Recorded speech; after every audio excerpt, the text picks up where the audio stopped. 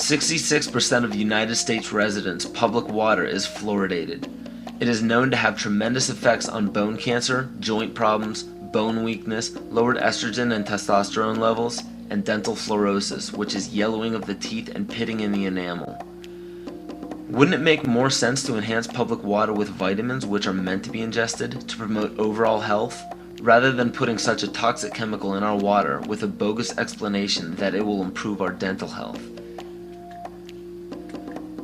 We now know that fluoride causes more dental problems than it solves. Something doesn't seem right about this.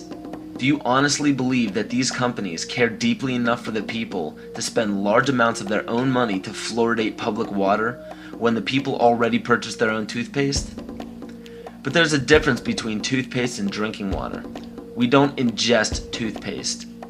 If you go to any hardware store and look at any rat poison product, you will only find one ingredient: sodium fluoride. It is the most toxic ionic molecule outside of potassium dichromate. Now Dannon, along with other companies, have begun fluoridating bottled water. It is becoming increasingly difficult to get away from.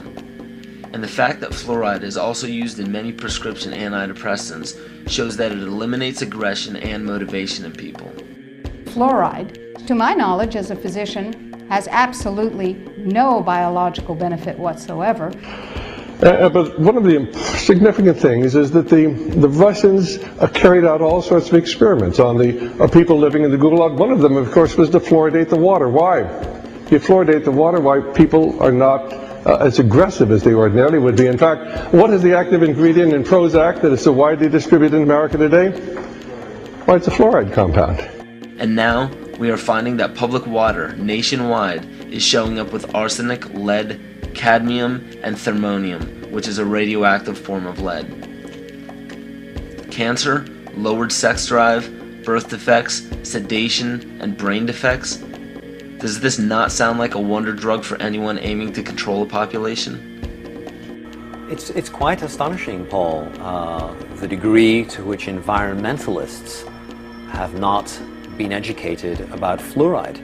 You know, people have an unconscious trust in their doctor or their dentist, and if you can persuade doctors and dentists that fluoride is safe and good, then you're able to reach the rest of the nation. People believe their doctors and dentists, and that was a way of promoting fluoride for Bernays. Fluoride was killing their cattle, destroying their crops. Fluoride given to rats had produced bone cancer and liver cancer, and that those results had been doctored to make it look as though fluoride hadn't caused as much cancer. The pattern that we saw, it typically is what we see with other neurotoxic agents that are well known to cause a hypoactivity or a memory problem or an IQ problem. When I first presented the results of these studies, one of the individuals sitting and listening to the results, he says, "Do you have any idea what you're saying?" And he says, "You're telling us that we're reducing the IQ of children." And basically I said, yes.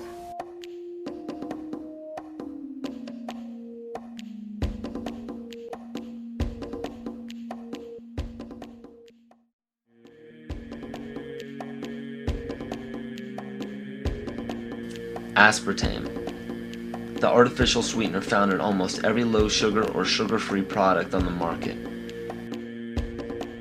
First of all, aspartame is made up of three things: methanol, which of course is what produces blindness, aspartic acid, and phenylalanine. These are all poisons. Aspartic acid, of course, produces brain lesions.